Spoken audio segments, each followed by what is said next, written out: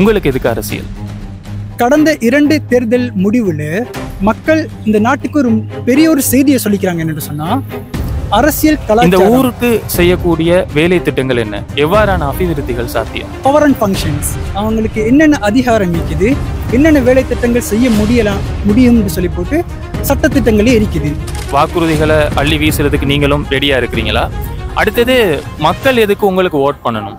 சாதாரணமாக அரசியல் தேர்தல் காலங்களில் வந்தாலே இலவசமாக நிறைய கொடுக்குறது, வாக்குறுதிகள் மேடைக்கு மேடை அதிகமாக வாக்குறுதியில் தான் அள்ளி வழங்குவாங்க. அது மக்களுக்கும் தெரியும், அது நிறைவேற்றப்படுமா இல்லையான்னு சொல்லி போட்டு மக்களுக்கும் டவுட்டாக தான் இருக்கும். இருந்தாலும் மக்களுடைய தேவைகள் அதிகமாகிக்கிற காரணத்தால் தில்லையடியை பொறுத்தவரையில நிறைவு செய்யப்பட வேண்டிய தேவைகள் அபிவிருத்திகள் என்ன, அதுக்கு வடிகாலமைப்பை சரியா செய்யக்கூடிய மாதிரி ஒரு மாஸ்டர் பிளான் நம்மளுக்கு தேவைப்படும். ஒரு மாஸ்டர் பிளான் நம்ம செய்யக்கூடிய மாதிரி இருக்கும். அரசியலுக்கு ஏன் படிப்பு? என்பிபின்னு ஒரு சிஸ்டம் உருவானதுக்கு பிறகு நிறைய படித்த துறைசார் நிபுணர்கள் இதுக்கு எக்ஸ்ட்ராக்ட் ஆகியே வந்து சந்திக்கிறாங்க. வெல்கம் டு நேருக்கு நேர் வித் ஆரம் அஸ்கர். இன்னைக்கு நம்ம நிகழ்ச்சியில கலந்து சிறப்பிக்கிறதுக்காக வருகை தந்திருக்கிறாரு. உள்ளூராட்சி மன்ற தேர்தல் 2025 புத்தளம் மாநகர சபை தேசிய மக்கள் சக்தியின் 11ஆம் வட்டாரம் தில்லையடியின் வேட்பாளர் MTM ஜஹ்ரான் அவர்கள். அஸ்ஸலாமு அலைக்கும் வரஹ்மத்துல்லாஹி வபரகாத்துஹு. நேருக்கு நேர் நிகழ்ச்சிக்கு உங்களை அன்போடு வரவேற்கிறோம். ஜஹ்ரான் அப்படிங்கிறவர் யாருங்கிறது இந்த ஊருக்கு தெரியும். ஒரு படித்த, பண்புள்ள, திறமையான, ஆளுமை மிக்க, சமூகப்பட்டுள்ள ஒரு இளைஞன். ரீசெண்டாக ஜிஎஸ்ஸாக ஒர்க் பண்ணிக்கிட்டே இருந்தீங்க. ஓகே, நாம் இப்போ கேள்விக்கு வரலாம். உங்களுக்கு எதுக்கு அரசியல்? நாங்கள் தில்லடி ஸ்கூலில் படிக்கிற காலத்திலிருந்தே சமூகத்தை பற்றி கூட சிந்திக்கக்கூடிய ஒரு டீமாக தான் நாம் இருக்கிறோம். எங்களுக்கு பின்னுக்குள்ளே அந்த டீமாக இருந்தாலும் சரி, நாங்கள் பல ஒரு ஆட்களாக இருந்தாலும் சரி, எப்போவுமே சமூகத்துக்கு ஏதாவது செய்யணும், சமூகத்தில் ஏதாவது மாற்றங்களை கொண்டு வரணும்னு சொல்லி போட்டு அடிக்கடி யோசிக்கக்கூடிய ஒரு பேக்ரவுண்டை கொண்டு வைக்கிற ஆட்கள் நாங்கள். இருந்தாலும் எங்களுக்கு அரசியல்னு சொல்லி போட்டு ஒரு கன்செப்ட், அந்த கன்செப்ட் எங்களோட வாழ்க்கையில் தேவைப்படாதுன்ற ஒரு கன்செப்ட்லேயே தான் நாம் இருந்துகிட்டு இருந்தோம். அப்படின்னு சொன்னால் அரசியல்ன்ற கன்செப்டுக்கு நாங்கள் போகாமல் சமூகத்துக்கு தேவையான விஷயங்களை நாங்கள் செய்வோம்னு சொல்லி போட்டு உறுதியாக நம்பிட்டு இருந்தோம். இருந்தாலும் கடந்த 2 தேர்தல் முடிவில் மக்கள் இந்த நாட்டுக்கு ஒரு பெரிய ஒரு செய்தியை சொல்லிக்கிறாங்க என்று சொன்னால், அரசியல் கலாச்சாரம் இவ்வளோ காலமாக 1948 இருந்து இவ்வளோ காலமாக இருந்த அரசியல் கலாச்சாரம் இந்த நாட்டுக்கு தேவையில்லை, ஒரு புதிய ஒரு கலாச்சாரம் இந்த நாட்டுக்கு தேவைன்னு சொல்லி போட்டு ஒரு பெரிய ஒரு மெசேஜ் இந்த நாட்டுக்கும் சர்வதேசத்துக்கும் சொல்லிக்கிறாங்க எங்களோட நாட்டு மக்கள். அந்த வகையில் இப்போ வரப்போகிற ஒரு தேர்தல் அந்த அரசியல் கலாச்சாரத்தை மாற்றக்கூடிய இன்னும் கொஞ்சம் அந்த ஈக்கிற அரசாங்கத்துக்கு வழங்கக்கூடிய ஒரு தேர்தலாக தான் இந்த வரப்போகிற தேர்தல் ஈக்க போகுது.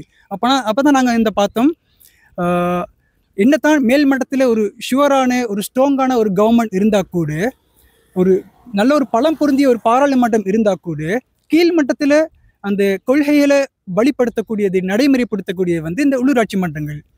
அப்போ நாங்கள் பார்த்தோம், இந்த ஈக்கிற அரசாங்கத்துக்கு இன்னும் கொஞ்சம் வலுப்படுத்தக்கூடிய ஒரு தலைவர்கள் இந்த தேர்தலில் உள்வாங்கப்பட்டால் தான் இந்த ஊருக்கு, எங்களோட ஏரியாவுக்கு, எங்களோட நாங்கள் வாழ்ந்த பிரதேசத்துக்கு வேண்டிய அதிகப்படியான வளங்களையும் நிதிகளையும் கொண்டு வரக்கூடிய முடிஞ்ச நம்பி தான் நாங்கள் தேர்தலில் நம்ம களமிறங்கிக்கிறோம். உள்ளூராட்சி மன்றம் அப்படிங்கிறது அரசியல் கட்டமைப்பில் ஒரு சிறிய பகுதி, மினி அரசாங்கம் அப்படின்னு சொல்லலாம். உள்ளூராட்சி மன்றத்தினுடைய ஒரு அங்கத்தவராக புத்தளம் மாநகர சபைக்குள்ளே போகிறதன் மூலமாக இந்த ஊருக்கு செய்யக்கூடிய வேலை திட்டங்கள் என்ன, எவ்வாறான அபிவிருத்திகள் சாத்தியம்? உள்ளூராட்சி மன்றங்கள்னு சொல்கிறது உண்மையிலேயே எங்களோட நாட்டோட அரசியல் கட்டமைப்பில் கிராஸ் ரூட் லெவலில் கீழ் மட்டத்தில் இருக்கிற ஒரு ஆட்சி செய்கிற ஒரு சபை தான் உள்ளூராட்சி மன்றம். மேல் மட்டத்தில் என்ன தான் சென்ட்ரல் கவர்மெண்ட், பார்லிமெண்ட், மாகாண சபைகள் அப்படி இருந்தால் கூட கீழ் மட்டத்திலிருந்து ஒரு ஊர் ஆட்சி செய்கிற ஒரு முக்கியமான சபை தான் உள்ளூராட்சி சபை. அதில் எமது நகரம் இதுக்கு முன்னுக்கு நகர சபையாக இருந்தது, இப்போது மாநகர சபையாக தரம் உயர்த்தப்பட்டிருக்குது. அந்த வகையில் எங்களுக்கு பெரிய ஒரு மகிழ்ச்சி. நகர சபையாக இருக்கிறத விட மாநகர சபையாக போகிற டைமில் இன்னும் கொஞ்சம் பெரிய வேலை திட்டங்களை செய்யக்கூடிய மாதிரி இருக்கும். உண்மையிலேயே உள்ளூராட்சி மன்றங்களுக்கு சில பவர் அண்ட் ஃபங்க்ஷன்ஸ், அவங்களுக்கு என்னென்ன அதிகாரம் இருக்குது, என்னென்ன வேலை திட்டங்கள் செய்ய முடியும்னு சொல்லி போட்டு சட்டத்திட்டங்களே இருக்குது. உதாரணமாக சொல்லப்போனால் பாதைகள் ஆய்க்கலாம், அதோட சொல்லப்போனால் வடிகால் அமைப்புகள் ஆயிக்கலாம், மின் மின் மின்சாரம், வீதி மின் விளக்குகள் ஆயிக்கலாம், அதோட சேர்த்து கழிவுகளை ஆற்ற முறைமைகள் ஆயிக்கலாம். இவ்வாறு பல வகையான செயற்பாடுகளும் அதன் அதிகாரங்களும் வந்து சட்டத்திலே குறிப்பிடப்பட்டிருக்குது.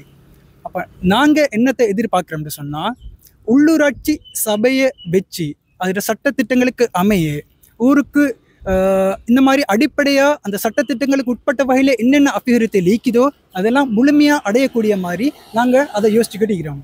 அதை விட இந்த இந்த தேர்தலுக்கு பின்னால் இந்த சபையை எங்களோட அரசாங்கம் கைப்பற்றினா மேலே இருக்கிற எங்களோட அரசாங்கத்தின் மூலமாக மினிஸ்ட்ரிகளில் திணைக்களங்கள்ல இருந்து சென்ட்ரல் கவர்மெண்ட் மூலமாக மாகாண சபைகள் மூலமாக வர அனைத்து நிதிகளையும் இந்த உள்ளூராட்சி சபை மூலமாகவே இம்ப்ளிமெண்ட் பண்ணக்கூடிய சான்சஸ் நிறைய இருக்குது. இதே வேறொரு கட்சியோ வேறொரு அரசாங்கங்களோ பிடிச்சா இந்த மேலேருந்து வர சென்ட்ரல் கவர்மெண்ட்லேருந்து வர ஃபண்டோட எங்களுக்கு கிடைக்கலாம் போகும்.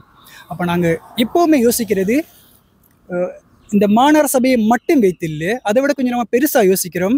அதை தாண்டி என்னென்ன கட்டங்களை, என்னென்ன நிதிகளை, என்னென்ன அபிவிருத்திகளை எங்களோட ஊருக்கு கொண்டு வரலாம்னு சொல்லி போட்டு நாங்கள் யோசிக்கிறோம். அப்போ நம்ம எங்களோட வரையறையை, எங்களோட எல்லையை, எங்களோட நோக்கத்தை வந்து உள்ளூராட்சி மன்றங்கள்னு மாத்திரம் நம்ம குறுகி நம்ம யோசிக்காம அதை தாண்டி அதோட சம்மந்தப்படுத்தி வேறு அமைச்சுக்கள் மூலமாக என்னென்ன கொண்டு வரலாம், அதோட சேர்த்து வேறு நிறுவனங்கள், அரசுக்கு உதவி செய்யக்கூடிய நிதி வழங்கக்கூடிய நிறைய நிறுவனங்கள் இருக்குது, அதன் மூலமாக என்னென்ன கொண்டு வரலாம், அதோட சேர்த்து அரசு சார்பற்ற நிறுவனங்கள், அரசுக்கு சப்போர்ட் பண்ணக்கூடிய நிறைய நிறுவனங்கள் இருக்குது, அதன் மூலமாக என்னென்ன கொண்டு வரலாம்னு நாம் கொஞ்சம் பெருசாக தான் யோசிச்சுட்டு இருக்கிறோம். அதற்கான திட்டங்கள் நாங்கள் தீட்டிட்டு இருக்கிறோம். இன்ஷா அல்லாஹ் எங்களோட அரசாங்கம், எங்களுடைய தேசிய மக்கள் சக்தி இந்த புத்தளம் மாநகர சபையை கைப்பற்றுமா இருந்தால் அதற்கான அனைத்து வேலை திட்டங்களையும் நாம் முன்னெடுத்து செல்வோம் என்று உறுதியாக நம்புகிறோம். பொதுவாக தேர்தல் காலங்களில் வந்து வாக்குறுதிகள் அள்ளி வீசப்படும், மக்களும் அந்த வாக்குறுதிகளை நம்பி ஓட் பண்ணுவாங்க. இது வழக்கமாக நடக்கிற ஒன்று.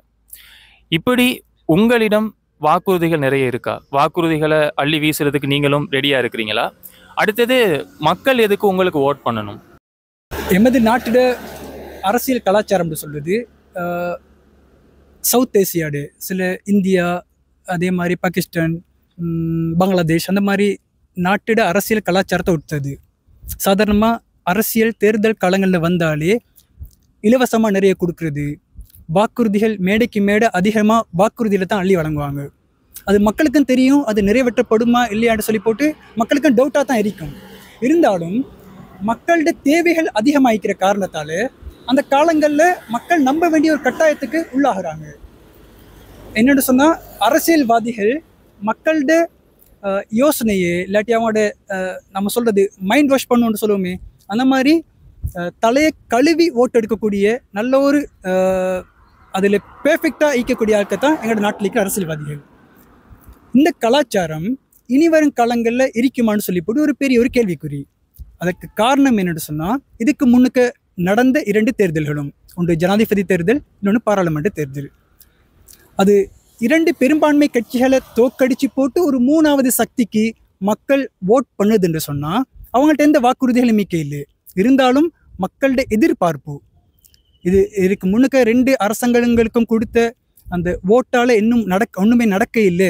அதால தான் 3வது ஒரு சக்திக்கு கொடுத்தாங்களே தவிர வேற எந்த எதிர்பார்ப்பும் இல்லை. வாக்குறுதிகள் அப்படி அள்ளி வழங்க இல்லை. அதே நிலைப்பாட்டில் தான் நாங்கள் நிற்கிறோம். எங்களுடைய தேசிய சக்தி உறுதியாக நம்புது, தேர்தல் காலங்களில் எந்த ஒரு வாக்குறுதியுமே நாங்கள் வழங்க போகிறது இல்லை. இருந்தாலும் நாங்கள் வந்து எங்களுடைய ஈக்கிற அந்த அதிகாரத்தை பயன்படுத்தி பொது நலனோடு சிந்திச்சு மக்களுக்கு என்னத்தை உயர்ந்த பட்சமாக வழங்க முடியுமோ அது வந்து எங்களுக்கு ஆட்களை பார்த்தோ அப்படி இல்லாட்டி ஏரியாவை பார்த்தோ அப்படி சிந்திக்காம பொது நலத்தோடு யோசித்து எது முன்னுரிமைப்படுத்தி செய்யணுமோ அதை மட்டும் தான் நாங்கள் செய்வோம். அதை மட்டும் தான் எங்களுக்கு உறுதியாக நம்பலாம். அது இல்லாமல் எந்த ஒரு வாக்குறுதியுமே நாங்கள் வழங்க போகிறது இல்லை. இப்போ இந்த தேர்தலில், உள்ளூராட்சி மன்ற தேர்தலில் என்னோட சேர்த்து நிறைய வேட்பாளர்கள் இருக்கிறாங்க, நிறைய கட்சிகள், நிறைய சுயேட்சை குழுக்கள், அப்படி நிறைய பல வகையான போட்டிகள் மத்தியில் தான் இந்த தேர்தல் நடக்க போகுது. இந்த கட்டத்தில் நான் ஜஹராண்டு ஒரு ஆள் தேசிய மக்கள் சக்தி மூலமாக தான் இந்த மாநகர சபையை அலங்கரிக்கிறதுக்கு நான் போட்டிட்டு இருக்கிறேன். மற்ற பார்ட்டிகள் அவங்கள பார்த்தமாக்கும், அப்படி இல்லாட்டி அவங்களோட சுயேட்சை குழுக்களை பார்த்தா அவங்க வந்து எதிர்கட்சியிலேயோ இல்லாட்டி அவங்க சுயேட்சை குழுக்களை தான் இருக்கிறாங்க. அப்போ தேசிய மக்கள் சக்தி மூலமாக களமிறங்கப்பட்டிருக்கிற எனக்கு ஏன் ஓட் பண்ணணும்டா, எங்களோட அரசாங்கம் ஒரு ஆளும் சக்தியாக இருக்குது. இப்போ எங்களோட கவர்மெண்ட் இந்த நாட்டை கைப்பற்றி ஒரு 4 மாதம் தான் ஆகுது. இன்னும் 4-5 வருஷம் இந்த கவர்மெண்ட் அப்படியே ரன் ஆக போகுது. அப்போது எங்களோட ஊரும் எங்களோட மாநகர சபையும் ஆளும் தரப்பு வசம் இருந்தால் தான் நிறைய வேலை திட்டங்களை செய்யக்கூடிய மாதிரி இருக்கும். அதுதான் எங்களோட ஊருக்கு பெரிய ஒரு பலமாகவும் இருக்கும். என்னதான் நாட்டில் பெரிய பெரிய கொள்கைகள், சிறந்த கொள்கைகளை நாடு அமல்படுத்தினாலும் கூட உள்ளூராட்சி மன்றங்களையும் அதே கவர்மெண்ட் கைப்பற்றினா தான் நிறைய டெவலப்மெண்ட்டாக செய்யக்கூடிய மாதிரி இருக்கும். அப்போ ஆளும் தரப்பு மூலமாக நான் களமிறங்கப்பட்டிருக்கிறேன். அந்த எங்களுடைய ஊர் மெம்பராக நாங்கள் போனால் தான் நிறைய அபிவிருத்தியில் கொண்டு வரக்கூடிய மாதிரி இருக்கும். அடுத்தது ஜஹரான்னு சொல்லி போட்டு என் பேரும் என் மூஞ்சும் தான் இந்த போட்டியில் இருக்கிறத தவிர அதுக்கு பின்ன கேட்கிற டீம் வந்து பெரிய ஒரு டீம். நல்லா படித்தவர்கள், ஒவ்வொரு துறைகளில் நிபுணத்துவம் பெற்றவர்கள், வெவ்வேறு அனுபவம் உள்ளவர்கள், அந்த மாதிரி ஒரு பெரிய டீம் எனக்கு நேரடியாகவும் மறைமுகமாகவும் பின்னுக்கு ஒர்க் பண்ணிட்டு இருக்குது. அப்போ நாமளும் எப்போவுமே பொதுநலமாக யோசிக்கிற நாங்கள், தூய சிந்தனையோடு இருக்கிற நாங்கள், நல்ல தலைவர்களை உருவாக்கணும்னு யோசிக்கிற நாங்கள், அப்போ எங்களோட ஆட்கள் கை சேர்த்தா அவங்களுக்கான தகுதிகள், அவங்களுக்குள்ள சந்தர்ப்பங்கள் கட்டாயம் நாங்கள் வழங்குவோம். அதோடு சேர்த்து எப்போவுமே ஒரு தலைவருக்கு மட்டும் கட்டுப்பட்ட மாதிரி ஒரு சமூகத்தை விற்காம அதில் அதிகாரங்களும் அதில் பொறுப்புகளும் ஒவ்வொரு ஏரியாவுக்கும் ஒவ்வொரு ஆட்களுக்குமே பகிர்ந்தளிக்கக்கூடிய மாதிரி சந்தர்ப்பங்கள் நம்ம வழங்கணும். அதே மாதிரி ஒரு யோசனையில தான் நாங்கள் இருக்கிறோம். எங்களுக்கு அந்த சந்தர்ப்பம் வழங்கப்பட்டால் எல்லாருக்கும் பகிர்ந்தளிக்கக்கூடிய மாதிரி நிறைய தலைவர்களை உருவாக்கக்கூடிய மாதிரி சந்தர்ப்பத்தை வழங்குவோம். முன்னுரிமைப்படுத்தப்பட்ட சேவைகளை நாங்கள் செய்யக்கூடிய மாதிரி இருக்கும். அதால் எங்களுக்கு இந்த சந்தர்ப்பத்தை வழங்கக்கூடிய மாதிரி இருந்தால் எங்களோட ஊரில் இருக்கிற அரசியல் கலாச்சாரம் ஒரு நல்ல ஒரு அரசியல் கலாச்சாரத்தை உண்டாக்கக்கூடிய மாதிரி இருக்கும்னு சொல்லி நம்ம ஸ்ட்ராங்காக நம்புகிறோம். நீங்கள் தில்லையடி, அதாவது 11ஆம் வட்டாரம் தில்லையடியை பிரதிநிதித்துவப்படுத்தி வேட்பாளராக களமிறங்கி இருக்கிறீங்க. தில்லையடியை பொறுத்தவரையில் நிறைவு செய்யப்பட வேண்டிய தேவைகள்ண்டு அபிவிருத்திகள்ண்டு என்னென்ன இருக்குது? இந்த தேவைகளை அபிவிருத்திகளை செய்கிறதுக்கான உங்களோட திட்டம் என்ன? ஒரு மக்கள் பிரதிநிதின்ற வகையில் மக்களுக்கு இப்போ மக்கள்கிட்ட பற்றி என்ன தேவை உங்களுக்கு பூர்த்தி செய்யணும்னு கேட்டால் மக்கள் எல்லாருமே ஒரு 100% கேட்குறது வந்து ரோடை போட்டு தாங்கண்டு. ரோட் தான் மெயினாக அவங்க யோசிப்பாங்க. ஆனால் உண்மையிலேயே ரோட் தானா பிரச்சனைன்னு பார்த்தா ரோடுக்கு முன்னுக்கு முக்கியமான ஒரு பிரச்சனை வடிகால் அமைப்பாக இருக்குது. வடிகால் அமைப்பு சரியாக இருந்தால் அடிக்கடி நம்மளுக்கு பாதைகள் அடிக்கடி போட வேண்டிய அவசியம் இல்லை. என்னோட ஊரில் நிறைய ஏரியா எடுத்து பார்த்தா விளங்கும். சதாமேபுரம் ரோடு ஆயிக்கலாம், உமராபாத் ரோடு ஆயிக்கலாம், 3ஆம் குறுக்கு தெரு 2ஆம் குறுக்கு தெரு ரோடுகள் ஆயிக்கலாம். இந்த மாதிரி நிறைய ஏரியா, அதே மாதிரி பின்னுக்க தாயிஃப் நகர் ஏரியா, இந்த மாதிரி நிறைய ஏரியாவில் பாதைகள் அடிக்கடி சீரழிகிறதுக்கு காரணம் வடிகால் அமைப்பு சீராக இல்லை. அப்போ அதுக்கு நாங்கள் முக்கியமாக யோசிக்கிறோம், வடிகால் அமைப்புக்கு நம்ம எங்களோட வெயிட்டை ரொம்ப கூட கொடுக்கணும். அப்போ அதுக்கு வடிகால் அமைப்பை சரியாக செய்யக்கூடிய மாதிரி ஒரு மாஸ்டர் பிளான் நம்மளுக்கு தேவைப்படும். ஒரு மாஸ்டர் பிளான் நம்ம செய்யக்கூடிய மாதிரி இருக்கும். அதுக்கு அந்த ஃபீல்டில் நுழைஞ்சிக்கிற அரசாங்க நிறுவனங்கள் மூலமாக தான் நம்ம அந்த மாஸ்டர் பிளானை செய்யக்கூடிய மாதிரி இருக்கும். அதுக்கு பெரிய ஒரு தொகை ஒதுக்க வேண்டி வரும். அதுக்குள்ள வேலைகள் என்ன செய்யலான்னு சொல்லி நாங்கள் முயற்சிக்கிறோம். முதலாவது இந்த மாஸ்டர் பிளானை நம்ம செஞ்சு எடுத்துட்டோமாக்கும்.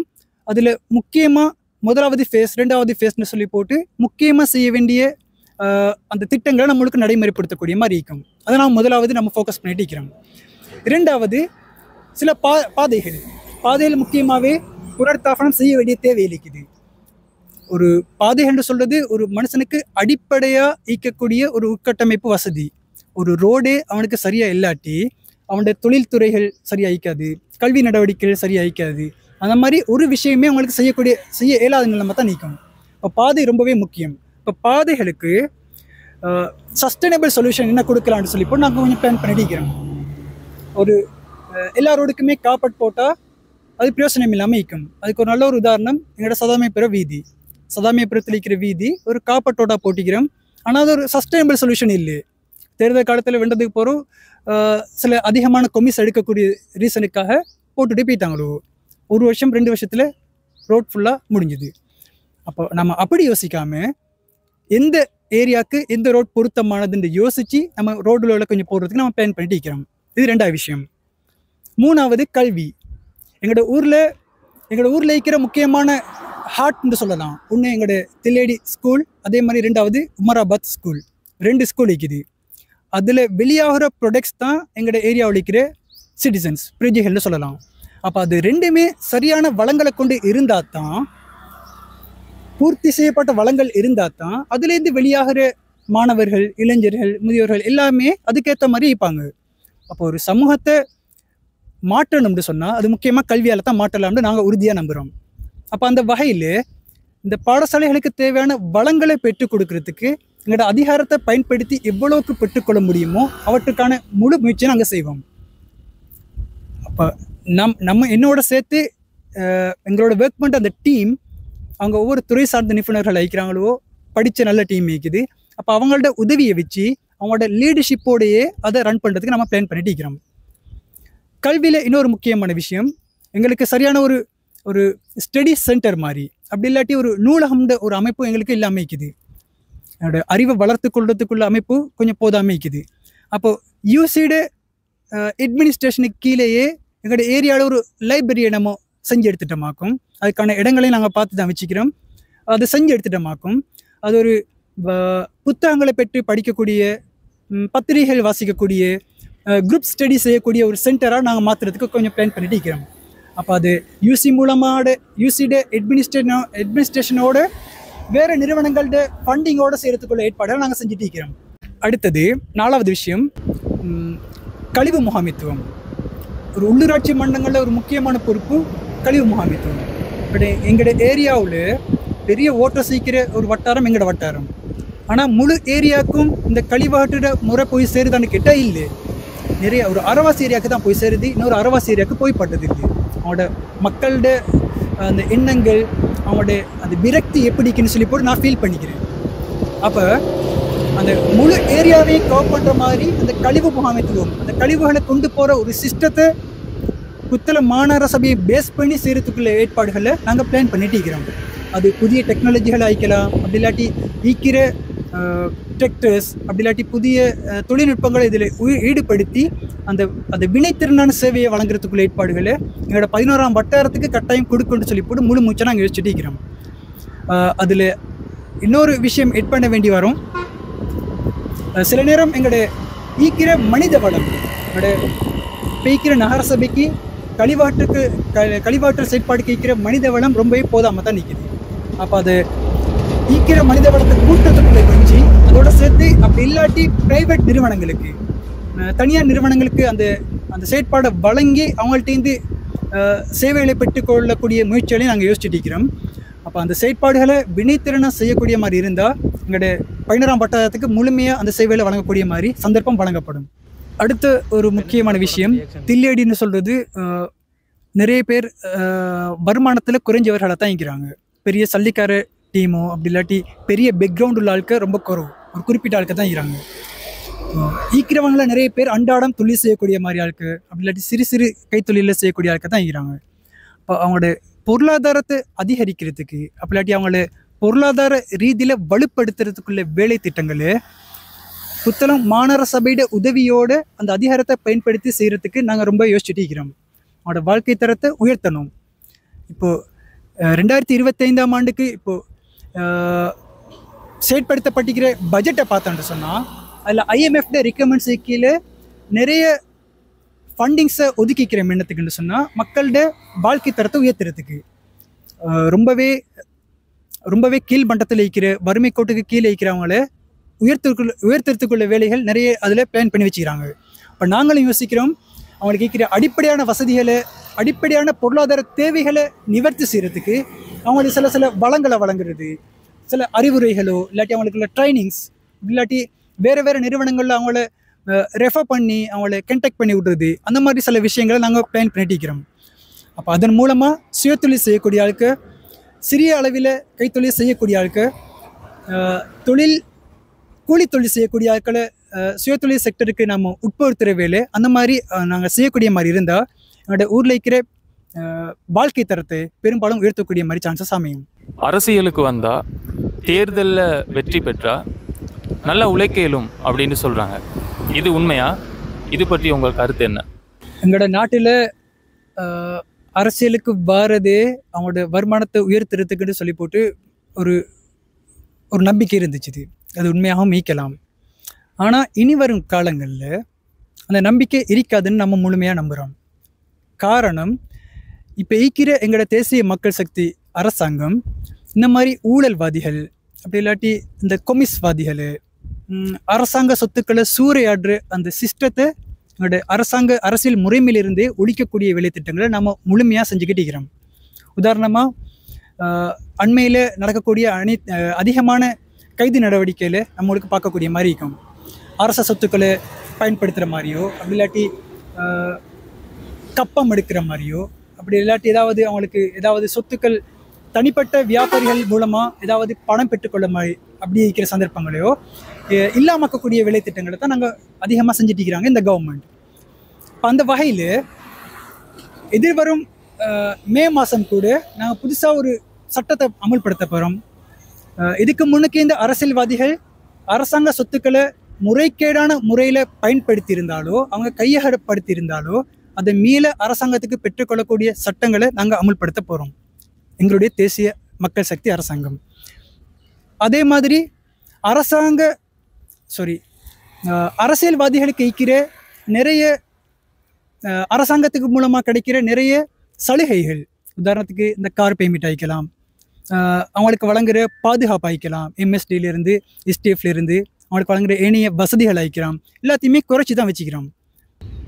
அப்போ அப்படியெல்லாம் ஈக்கிற டைமில் மக்களுக்கு அரசாங்கத்துக்கு மேலே ஒரு நம்பிக்கை நீக்குது. இனிமேலையும் அரசியல்வாதி அவங்களோட சொந்த தேவைகளுக்காக அரசாங்க நிதியை பயன்படுத்த மாட்டாண்டு.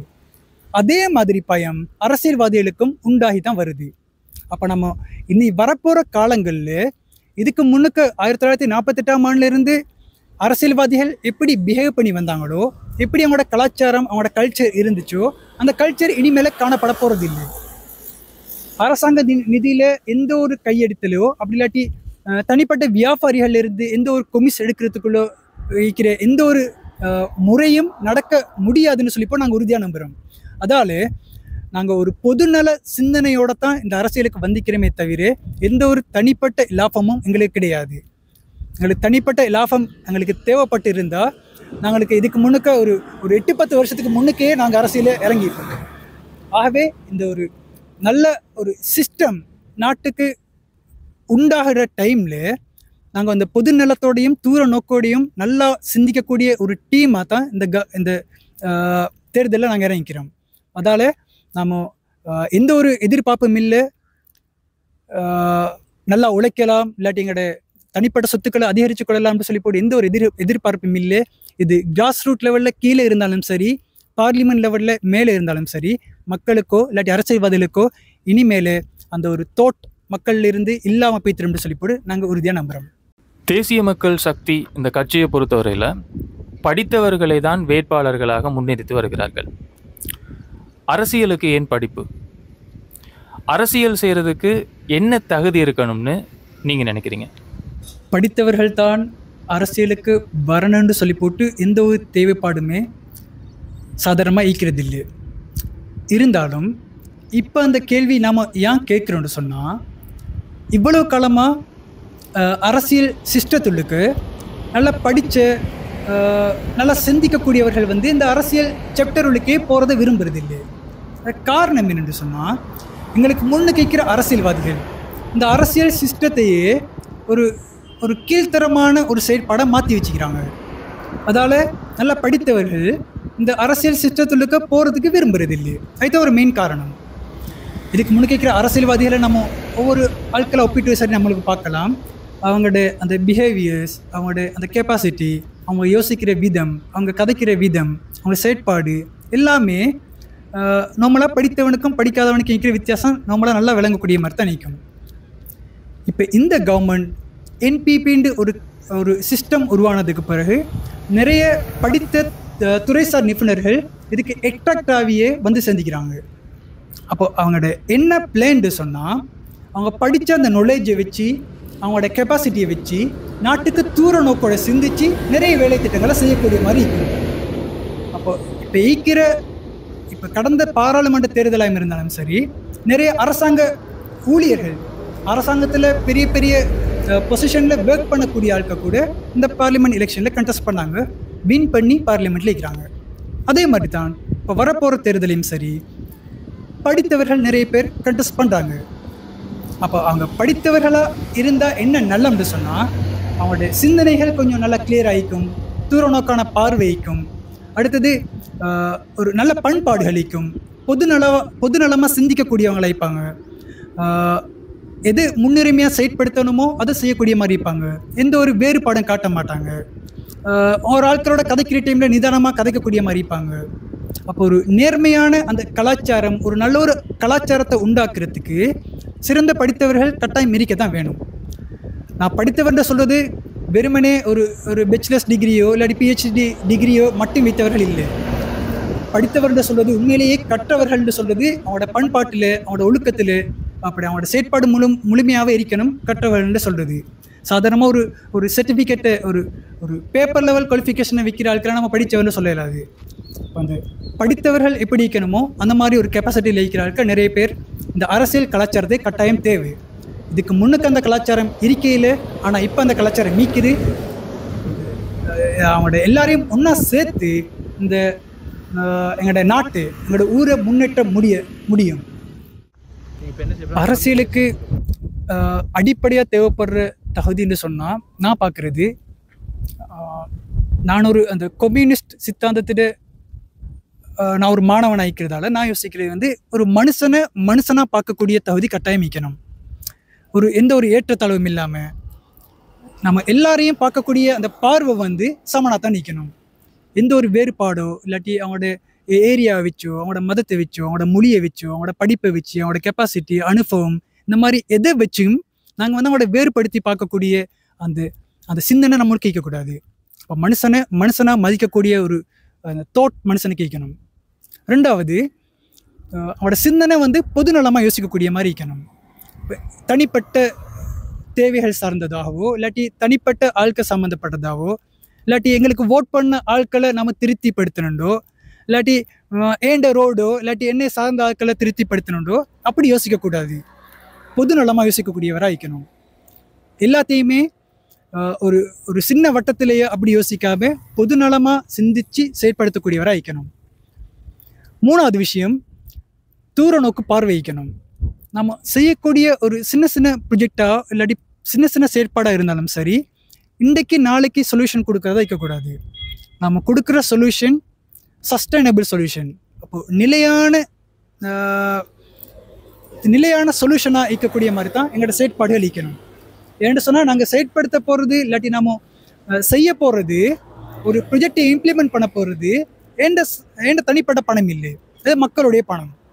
அப்போ அதை நம்ம செயற்படுத்துகிற டைமில் தூர நோக்காக சிந்திச்சு அது மக்களுக்கு பிரயோசனப்படுத்தக்கூடிய மாதிரி இருக்கணுமே தவிர டெம்பரரி சொல்யூஷனாக இருக்கவே கூடாது. அப்படி ஒரு சிந்தனை உடையவராக இருக்கணும். நாலாவது விஷயம், கட்டாயம் பலதரப்பட்ட அறிவுள்ளவராக இருக்கணும். நம்ம ஒரு ஃபீல்டில் மட்டுமே நம்ம நுழைஞ்சு வச்சுட்டு இருந்தமாக்கும் அது ஒரு அரசியல்வாதிக்கு அது போதாத மாதிரி தான் இருக்கும். ஒரு அரசியல்வாதி அந்த பலதரப்பட்ட அறிவு இல்லாட்டியும் சரி டெய்லி அதை பற்றி தேடி கற்கக்கூடியவரால் இருக்கணும். ஒரு அரசியல்வாதின்னு சொன்னாலே எல்லாத்தையும் தெரிஞ்சுக்கிட்டு போக வேண்டிய எந்த அவசியம் இல்லை. இருந்தாலும் இந்த தேடல்ல ஆர்வம் உள்ளவராக இருக்கணும். அப்போ தான் பல விஷயங்களை தெரிஞ்சுக்கிட்டு அதை அவனுடைய பிரதேசத்திலேயோ இல்லாட்டி அவனுடைய சபையிலேயோ முன்னிறுத்தக்கூடிய மாதிரி இருக்கும். அப்போ அன்றாடம் பல தேடல்களை செய்யக்கூடிய ஒருவராக இருக்கணும்னு சொல்லி நான் உறுதியாக நம்புகிறேன். அடுத்த ஒரு முக்கியமான பண்பா, ஒரு அரசியல்வாதி கட்டாயம் நேர்மையானவராக இருக்கணும். ஒரு இடத்துல ஒரு விஷயத்தையும் இன்னொரு இடத்துக்கு போய் இன்னொரு விஷயத்தையுமோ இல்லாட்டி ஏதாவது ஹிடன் எஜெண்டாஸ் அதை செயற்படுத்தக்கூடியவராக இருக்கக்கூடாது. எப்போவுமே மக்கள் நலனை கருத்தி கொண்டு ஒரு நேர்மையான செயற்பாட்டாளராக இருக்கணும். அது ஒரு முக்கியமான பண்பாக இருக்கும். அடுத்த ஒரு முக்கியமான பண்பு அவருடைய தலைமைத்துவ ஆளுமை. எப்பயும் ஒரு ஊருக்கான ஒரு லீடர், ஒரு தலைவர் எப்போவுமே அவர் மட்டும் செய்யணும் இல்லாட்டி அவர்கிட்ட மட்டுமே அந்த முழு பவரையும் மட்டுப்படுத்தி வச்சுக்க கூடாது.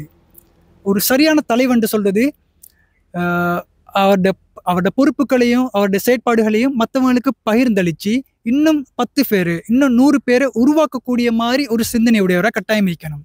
அதுதான் எப்போவுமே ஒரு ஊருக்கு ஆரோக்கியமானதாயிக்கும்.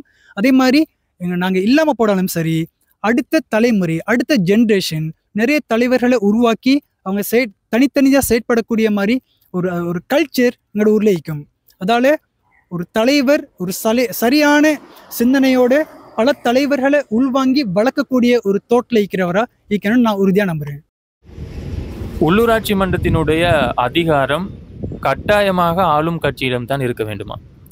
தவிர்த்து வேறொரு கட்சிக்கு அந்த அதிகாரம் செல்லும் அப்படின்னு சொன்னால் அதனுடைய தாக்கம் என்னவா இருக்கும்? ஆளும் தரப்புலையா இருக்கிறோம்னு சொல்லி போட்டு ஒரு கேள்வி இருக்குது. உண்மையிலேயே எங்களோட நாட்டு ஜனாதிபதி ஒரு என்பிபி கவர்மெண்ட்ல இருக்கிறாரு. இந்த பார்லிமெண்ட்டு வேற ஒரு பார்ட்டி கேப்சர் பண்ணியிருந்தா அதில் முறை எப்படி இருக்க போகுது? ரொம்பவே ஒரு சிக்கலான ஒரு முறை தான் காணப்படும். ஒரு சைடில் ஒரு பார்ட்டியில் ஜனாதிபதி, அதுக்கு ஒப்போசிஷன் டீம் வந்து பார்லிமெண்ட்டை கேப்சர் பண்ணால், பார்லிமெண்ட்டை கைப்பற்றியிருந்தா நாட்டுடைய இம்ப்ளிமெண்டேஷன் எல்லாமே ஒரு முறைகேடான முறை தான் காணப்படும்.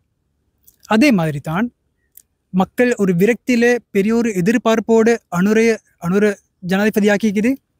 அதே போல் பெரிய ஒரு எதிர்பார்ப்பில் தேசிய மக்கள் சக்தி சார்பாக 3/2 பெரும்பான்மையோட பார்லிமெண்ட் அமைச்சிக்குது. அதே எதிர்பார்ப்பில் இந்த உள்ளூராட்சி மன்றங்களையும் தேசிய மக்கள் சக்தி வசம் ஒப்படைச்சா மட்டும்தான் மக்கள் ஜனாதிபதியை ஏன் நியமிச்சாங்களோ அந்த தேவைப்பாடு முழுமைப்படுத்துகிற மாதிரி இருக்கும். உண்மையிலேயே ஒரு நாட்டுக்கு பெரிய லெவலில் ஃபண்டிங்கை ஒதுக்குறது பட்ஜெட் மூலமாக, ஒவ்வொரு மினிஸ்ட்ரி டிபார்ட்மெண்ட் மூலமாக தான். அந்த பார்லிமெண்ட்டில் அந்த பட்ஜெட் ஒதுக்குனதுக்கு அது ஃபீல்டில் வந்து இம்ப்ளிமெண்ட் ஆக போகுது, ஒவ்வொரு கிராஸ் ரூட் லெவலில் இம்ப்ளிமெண்ட் ஆக போகுது நம்மளோட ஒவ்வொரு ஊர்லேயும் தான். அப்போ இப்படி இருக்கிற டைமில் இவ்வளோ காலம் இல்லாத ஒரு நல்ல ஒரு பட்ஜெட் 2025 இந்த கவர்மெண்ட் செயற்படுத்தி அதை பாஸ் பண்ணி வச்சுக்குது. இவ்வளோ காலம் இல்லாத ஒரு நல்ல ஒரு பட்ஜெட். அப்போ இந்த பட்ஜெட்டை நாங்கள் கையில் வச்சுக்கிறோம், நல்ல ஒரு ஜனாதிபதியை கையில் வச்சுக்கிறோம், நல்ல ஒரு 3/2 பலம் பொருந்திய ஒரு பாராளுமன்றத்தை வச்சுக்கிறோம். இது எல்லாத்தையும் கையில் வச்சுட்டு எதிரணிக்கு இல்லாட்டி இந்த கவர்மெண்ட்டை கலைக்கணும்னு நினைக்கிற ஒரு டீமுக்கு எங்களோட சபையை ஒப்படைச்சா அது பெரிய ஒரு முறைகேடு இல்லாட்டி ஒரு பெரிய ஒரு பிரச்சனையை வரக்கூடிய மாதிரி ஒரு சந்தர்ப்பம் தான் அமைய போகுது. என்னத்தில் இந்த டெவலப்மெண்ட்ல ஆயிக்கலாம், கொள்கை செயற்பாடுகளில் ஆயிக்கலாம், எல்லாத்துலேயுமே ஒரு பெரிய ஒரு பிரச்சனையை உண்டாக்கக்கூடிய மாதிரி இல்லாட்டி ஒரு சிக்கல்களை உருவாக்கக்கூடிய மாதிரி தான் அந்த முறை வந்து அமைய போகுது. அப்படி இல்லாமல் எங்களோட தேசிய மக்கள் சக்தி சார்பாகவே எங்களோட சபையை கைப்பற்றி அதன் மூலமாக இருக்கிற மெம்பர்ஸ் ஒவ்வொரு ஊர்லேயும் இருந்தால் அந்த டெவலப்மெண்ட்ஸையும் இல்லாட்டி வளங்களையும் ஈஸியாக பறித்தெடுக்கக்கூடிய சந்தர்ப்பம் எங்களோட ஊரில் காணப்படும். எங்களோட ஊரில் இருக்கிற வரலாற்று எடுத்து பார்த்தா கடந்த ஒரு 30 வருஷமாக ஆளும் கட்சி சார்பாக தான், ஆளும் கட்சியோட கவர்மெண்ட்டை அந்த சாயலில் ஈக்கிறவங்க தான் எங்களோட சிலச்சாம அணைந்திக்கிறாங்க. அதே ஒரு விஷயம்தான் இப்போ எதிர்வரப்போகிற தேர்தலையும் நடக்க போகுது. அதை நாம் உறுதியாக நம்புகிறோம். என்னென்னு சொன்னால் மக்கள் சரியாக சிந்திக்கக்கூடியவர்களாக ஈக்கிறாங்க இந்த முறை. அப்போ அவங்க சரியாக சிந்திச்சாங்களாக்கும் இந்த தேர்தல் காலங்களில் வரக்கூடிய இந்த பொய் பிரச்சாரங்களை நம்பி எதிர்கட்சிக்கு இந்த சீட்டை கொடுக்க மாட்டாங்க.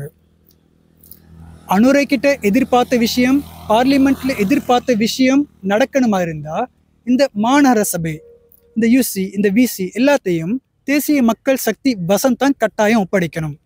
அப்படி இல்லாமல் இருந்தால் மேலே இருந்து வர டெவலப்மெண்ட்ஸ் உள்ளூரில் இருக்கிற வேற ஒரு கட்சி சார்பான ஒரு மெம்பர் மூலமாக ரிஜெக்ட் பண்ணப்படும்.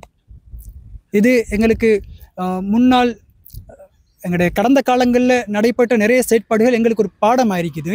அது நிறைய பேருக்கு தெரிஞ்சிருக்கும். அதால் தான் நாங்கள் மக்கள்கிட்ட கேட்டுக்கொள்கிறோம் என்னென்னு சொன்னால், இவ்வளோ காலமாக எதிர்பார்த்த ஒரு விஷயத்தை இன்னும் கொஞ்சம் எங்களுக்கு அதை என்ஷோர் பண்ணுறது இல்லாட்டி அதை உறுதிப்படுத்துறது வந்து இந்த தேர்தலில் கட்டாயம் மக்களுக்கு ஒரே ஒரு சாய்ஸ் தான் இருக்குது. ஒரே ஒரு சாய்ஸ், அனுரைய ஜனாதிபதியாக வேணும்னாலுக்கு பார்லிமெண்ட்டில் 3/2 பெரும்பான்மையை கொடுத்தாலுக்கு அவங்களுக்கு இருக்கிற ஒரே ஒரு சாய்ஸ் இந்த மாநகர சபை, இந்த உள்ளூராட்சி மன்றங்களை தேசிய மக்கள் சக்தி மூலம் தான் அவங்கள்ட்ட மட்டும்தான் ஒப்படைக்கணும். அப்படி செஞ்சால் மட்டும்தான் மக்கள் எதிர்பார்த்த அந்த சேஞ்சஸ், அந்த மாற்றம் மக்களுக்கு எப்போவுமே கிடைக்கக்கூடிய மாதிரி இருக்கும். இப்போ இருக்கிற நிலப்படி இப்போ எதிர்கட்சிகள் தேசிய மக்கள் சக்திக்கு எதிராக எதிர்கட்சி ஆசனத்தில் அமர்ந்திக்கிற மற்ற பார்ட்டிஸ் எல்லாம் சேர்ந்து இந்த கவர்மெண்ட்டை கிரிட்டிசைஸ் பண்ணுறதுக்கு, அவங்களோட செயற்பாடுகளை தடுக்கிறதுக்கு ரொம்பவே முயற்சி செஞ்சுட்டு இருக்கிறாங்க. அதே செயற்பாடு தான் கீழ் லெவலில் நடந்துட்டு இருக்குது. இப்போ சாதாரணமாக எங்களோட புத்தளம் மாநகர சபையை வேற ஒரு பார்ட்டியோ இல்லாட்டி 2-3 பார்ட்டியோ சேர்ந்து அதை கேப்சர் பண்ணி அந்த பவரை எடுத்தாங்கன்னு சொன்னால் அதில் எங்களோட ஊரில் இருக்கிற அதிகாரம் அந்த மேயர் வசம் தான் போகுது. என்னத்தான் ஜனாதிபதி தேசிய மக்கள் சக்தி சார்பாக இருந்தாலும் சரி, மினிஸ்ட்ரி லெவலில் பலமான மினிஸ்டர்ஸ் இருந்தாலும் சரி, ஊருக்குள்ள இருக்கிற அந்த அதிகாரம் வேற பார்ட்டி தான் போகுது. அப்போ நம்ம எதிர்பார்க்கிற அந்த மாற்றங்கள், எதிர்பார்க்கிற அந்த சரியான பொலிட்டிக்கல் சிஸ்டம் எங்களோட ஊரில் இருக்காது. அப்போ நாங்கள் ஓரம் கட்டப்பட்ட சமூகமாக தான் நாங்கள் காணப்படுவோம். முழு நாடுமே, பெரும்பான்மை இனத்தவர்கள் வாழக்கூடிய முழு இடங்களுமே தேசிய மக்கள் சக்தி கேப்சர் பண்ணி அந்த அபிவிருத்தியை அனுபவிக்கிற டைமில் நாங்கள் மட்டும் எதிர்கட்சி ஆசனத்தில் அமர்ந்திக்கிற அந்த கட்சிகளுக்கு சார்பாக நம்ம ஓட் பண்ணி போட்டு நாங்கள் ஓரம் கட்டப்பட்ட சமூகமாக இருக்க சான்ஸ் செய்யுது. அதால தான் நாங்கள் மக்கள்கிட்ட நம்ம அன்பாக வேண்டிக் கொள்வது என்னன்னு சொன்னால், கடந்த 2 தேர்தல்லையும் சரியாக சிந்திச்சு ஓட் பண்ண அனைவரும், இனிமேல் ஓட் பண்ணக்கூடிய அனைவரும் எல்லாருமே இந்த தேர்தலையும் சுயமாக சிந்திச்சு ஓட் பண்ணணும். அவனோட ஓட் எப்படி இருக்கணும்னு சொன்னால், எங்களோட அடுத்த தலைமுறை, எங்களோட இனி வரப்போகிற வாழ்க்கை, எங்களோட வாழ்வாதாரம், எங்களோட கல்வி, எங்களோட பிள்ளைகளோட கல்வி, இன்னும் 50-100 வருஷத்துக்கு போகிறோம் எங்களோட சூழல் எப்படி இருக்கணும் எல்லாத்தையும் யோசித்து இந்த எல்லா கலாச்சாரத்தையும் மாற்றக்கூடிய மாதிரி ஒரு டிசிஷனை தான் இந்த தேர்தலில் எடுக்கக்கூடிய மாதிரி இருக்கணும். அப்படி இருந்தால் மட்டும்தான் எங்களுக்கு அந்த முழு எதிர்பார்ப்பையும் பூர்த்தி செய்யக்கூடிய மாதிரி இருக்கும்.